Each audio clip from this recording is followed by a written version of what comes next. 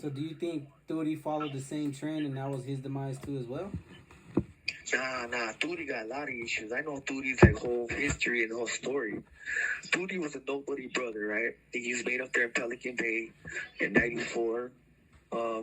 He originally had his little buff from Hawaiian Gardens, who was no good at the time, raised his hand for for Turi Estrada and Mosca, Michael Torres. So he raised his hand for both of them, but they couldn't. You can't make these dudes because you're no good, bro. You're in the hat, right?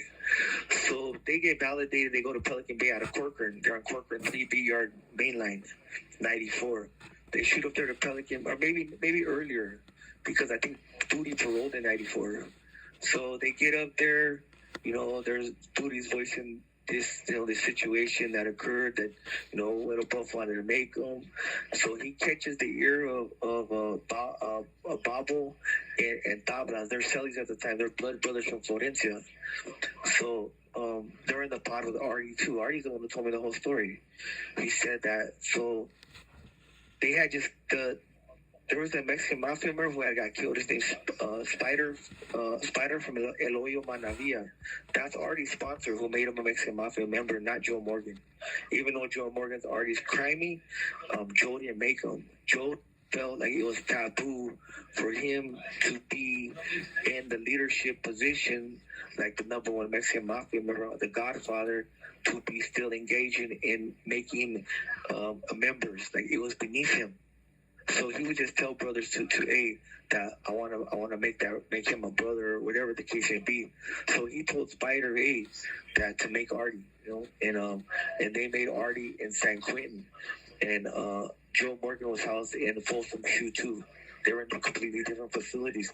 That's when Artie got made in '83, I think. So.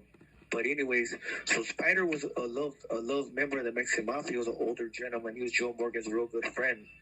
So Spider is in the streets with a dude named David Pelon from Manavia. They go to a house to extort drug dealers money and little money. And what they do is they light them up. Boom, boom, boom, boom. And Spider from El Hoyo Manavia, the old man, Artie's godfather, he gets killed and dies. So David Pelon's a Mexican Mafia member too. He runs, and because he doesn't come back to retaliate, to kill or whatever the case may be, some form of revenge for killing the member, they put him in the hat. So later on, David Pelon gets caught by Jack from Azusa, Jaco, and Rene Boxer Enriquez, and they give him a shot, and then they hot shot him, and then they drive him around in a car. They go to Chuco's house. Ernesto Castro, the one who wore the wire and told on everybody in '96, wore the wire in the motel. They go to his house, show him in the car. He was already OD dead, and then they took him to a parking lot, and then Boxer got out and shot him like 3-4 times in the head. It makes sense. There's no reason to even shoot the dude. He was already dead. You just got yourself a murder case for a dead body. You know what I mean? So anyway, so that's what happened to David Pelon, and that's what happened to Spider from El Hoyo Manavia. And Turi, they wanted to make Turi because Spider had got killed. And they're like, we want to make this good guy, this camarada. He'll be an asset.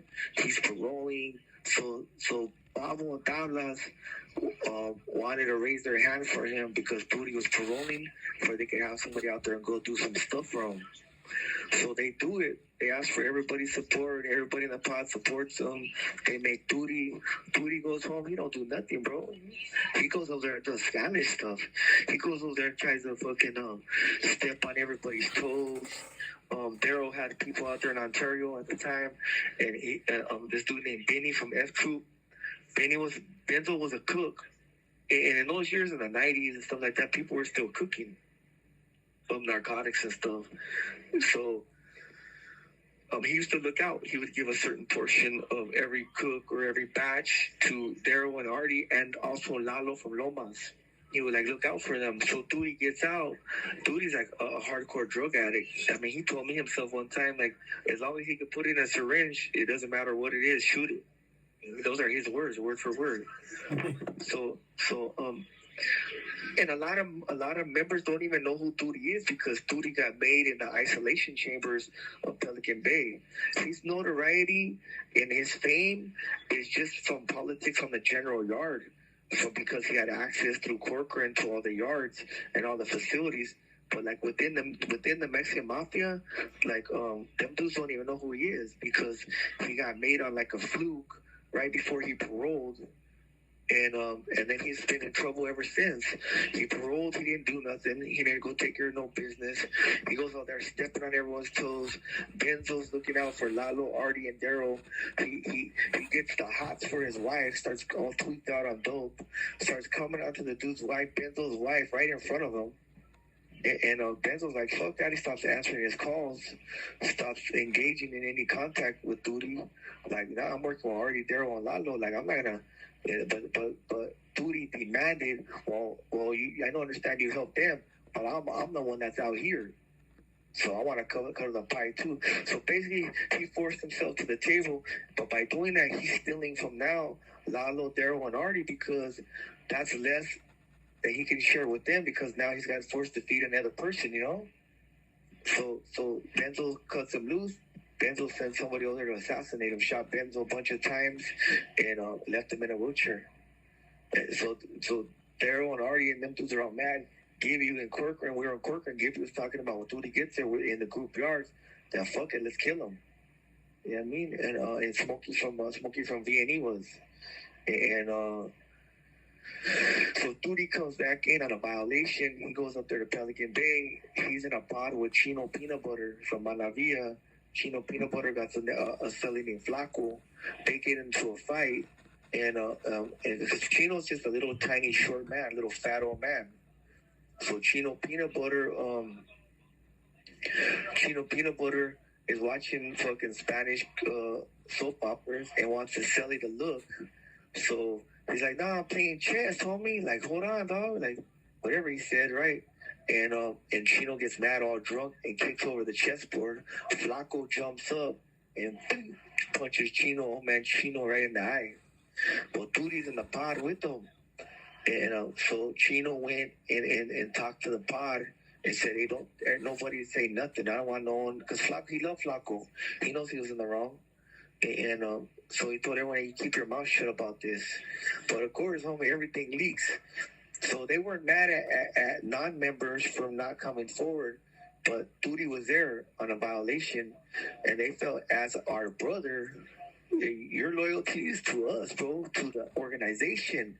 If something happened with one of our members over there and he was assaulted, and you kept that shit quiet, like what kind of shit is that? So they were mad at Turi, but Turi paroled. And also somebody else paroled too and sent drugs back into the prison from, legal mail or whatever, right? And Turi kept all the drugs for himself and didn't share with those other members. There was 7 other members in the other pod. He only shared with him and Chino, the one that kept it all for themselves. So they were mad, like, man, Turi's up, like, it just shows insight into who he is. He's just a scumbag, a little squirrel, a little weasel, So, and he's a nobody, bro. He's a nobody brother. Like, people know his notoriety, like, from the yards. That's all that is. But within the MX, dude, he's nobody.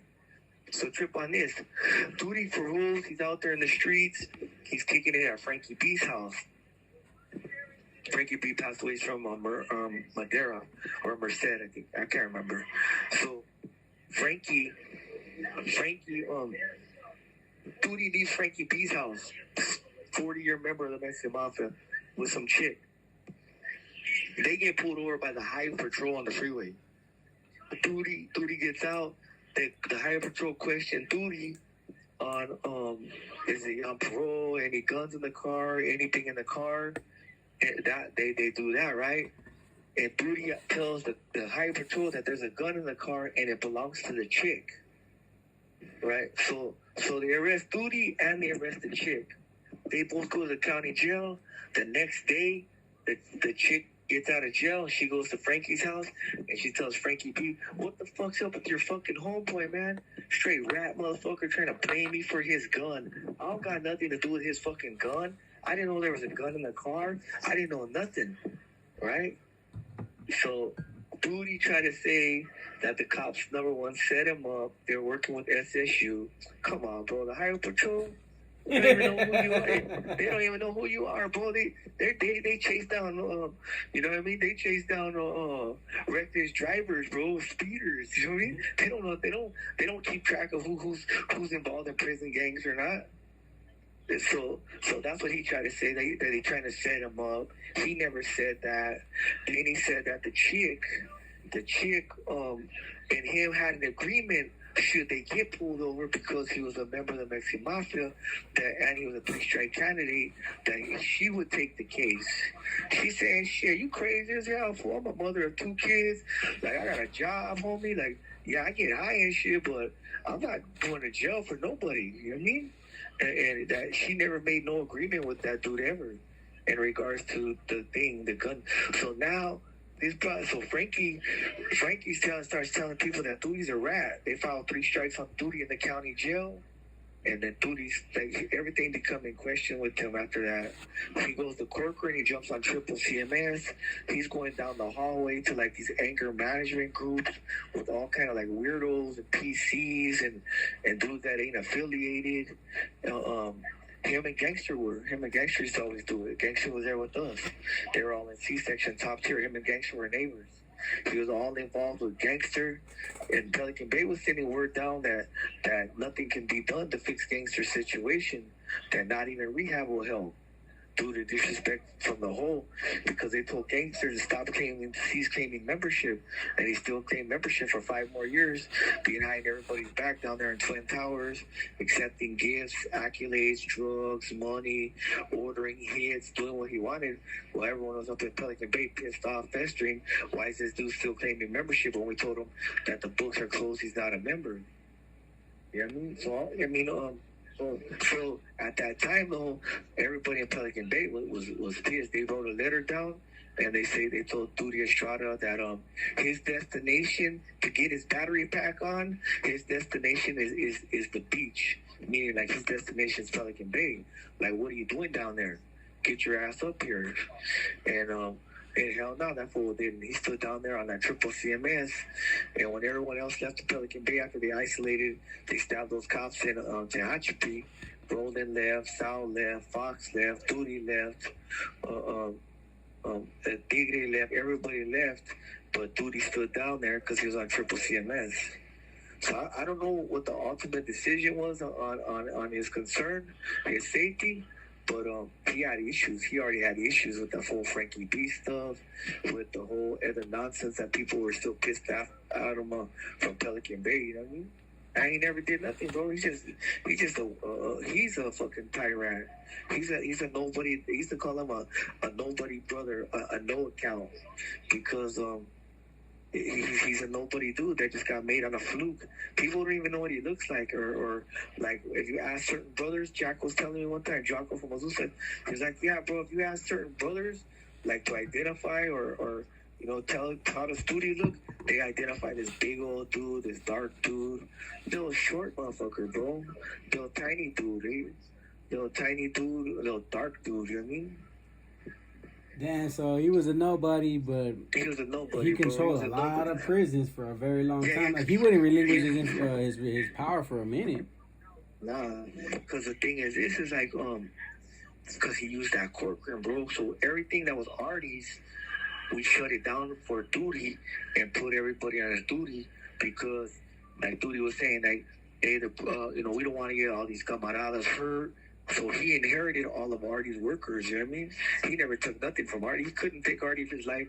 He couldn't take nothing from Artie for his life. They think he's so tiny, you know what I mean? He's such he got a big head. He got a big old bobblehead, but, I mean, he ain't got no brains on him. That's just all fucked up from drugs and all that nonsense, you know what I mean? His role model was, in truth, he mimicked himself after Tigre from Avenue. Because Tigre, like, played like mental games. He was one of them weirdos like that who like to punk camaradas type thing. You know what I mean? You know, it's crazy to end it on a night. The RCB, what is it? The RCGB program in the Pelican Bay. Yeah, RTG program. That's the safety concern program in Pelican Bay. That's where the duty's at. They're actually shutting it down. Oh, are they? So I wonder what they're gonna do with those dudes. Because see, what the RTG program is for dudes that have serious safety concerns. So Guate from La Rana's up there, Wino from La Rana, they're blood brothers. They're up there. Shady from La Rana's up there. Shady was a member for a couple weeks. They shut him down. Then it came out with transcripts that he's a rat. He's always denied that the police reports are authentic or real. That is his word against the cops. And to his credit, bro. You know, I don't believe in that lifestyle no more. You know what I mean? I think it's useless. There's no point. But for an individual who still does live in that lifestyle, like, man, at some point, like, what do you do with Shady, man? He's still been pushing and holding strong for 20 years. That he didn't do that. That he didn't make those statements. I mean, at some point, it's like his word versus a cop's word. You know what I mean? But you know what I mean? But he's up there, safety concerns. I always tell these supporters from Montebello, he never did nothing, bro. He was a believer in the collective. He never had any loyalties or ties to Artie and only Artie. You know what I mean? He did whatever Artie said, of course, but he would do whatever member would have did. Crow got him in the hat. Crow from Placencia. But Crow got him in the hat because, like I said, Crow got caught being a homosexual. And we used to tease the shit out of Crow, bro. Like, we used to call him Fruit Fly. My celly playboy from my friends who was a member, he used to tell me, hey, what's up, homie? Like, I heard you're into that pussy on a stick because he was, you know, messing around with men. Just vulgar things, bro. We would call him homie behind his back and to him, too. You know what I mean? Basically calling him a homosexual, you know what I mean? And so he blamed Sporty, bro. So when he got that power, he put Sporty on the lista from Montebello. So Sporty's up there. Brasco from Victoria, he's up there. He was claiming false membership in the streets. His brothers up there, Capone from Victoria, they were on the same trip. Got caught on all kind of wiretaps, acting like they were going to be members. Bro, you don't get in the NBA by self-promotion, you know what I mean? Crazy. Yeah, well, when they're going to shut it down, so, you know, I never talked about it on YouTube, but, you know, I always wonder, like, these dudes stood solid. They didn't want to go SNY.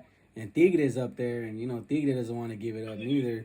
So what's really going to happen? Because they wanted to get Turi. They wanted to get Turi, tell him to give him his wings back, but then they're going to clip him anyways. They just want to lure him out. And I was like, bro, if this fool falls for the okie doke. Yeah, he's a nobody, bro. He's a nobody, Holmes. There's no reason for anybody to go out on a ledge and try to help Turi. The only one I could see doing that would be Gangster, bro. Because when Gangster was in the hat, Turi still stood by him and stood strong with him. But I mean, Artie had love for Gangster too, bro. He felt that shouldn't have happened to him too. But you know what I mean? He's gonna support his brothers, bro, and that's what Artie did. He told us all, should the doors ever open, like, you have to get off on Gangster. Well, so has nothing happened to Artie yet so far in Donovan? Because, you know, the Zapatistas got Jackal. Oh yeah, I heard that they rushed him on the 3-yard on. And then I heard he paroled and he died. Nah, I don't think Artie's old, bro. I mean, he doesn't probably look old, but I mean, I don't know how old he is now. He's got to be in his later 60s. I mean, I seen that he got found suitable for parole. That he's down there like in some self-help programs, and I ran into dudes that have came from there and he said he's doing good. They even asked him about me. They, you know, homeboy, like, yeah, it's my good friend, you know what I mean? And I don't know about that. Nah, nobody's done nothing to him, bro. But I have always, you know, corrected people too, bro, like, that were under the opinion that Artie was like a big old tire rat, and his name was associated with that type of behavior. But in truth, Artie was incompetent, bro. Artie sat there and read his newspaper. Every single page from beginning to end, he worked out. He wasn't fascinated with the prison politics and the frivolous yard issues no more. He let other people by proxy in his name, and it was those people that took advantage of him. You know what I mean? That did that to him. But in truth, it's probably the best thing that ever happened to him, bro. He still has his wife, homie. Unfortunately, his parents died both of them died together in an automobile accident coming back from Las Vegas. A diesel swiped them, and they crashed into a ditch, and they both passed. They were both old. I used to know him too, Mary Helen, and his dad's name was Raymond Guzman. And he got the brother too, but his brother's like a National Guard. Artie's pro military big time, bro, because he was in Vietnam. So when he came out of Vietnam, like, he loves the military, he loves politics, he loves the United States. I mean, he loves all that shit. Oh, really? That's pretty cool to know. Yeah, and he's famous, bro. Like, I heard some other dude. I watched some other YouTube the other day just because I seen they were talking about Artie. And he was like, yeah, Artie the diamond. And, bro, you weren't there. You don't know. Cut it out. Quit lying. You know what I mean?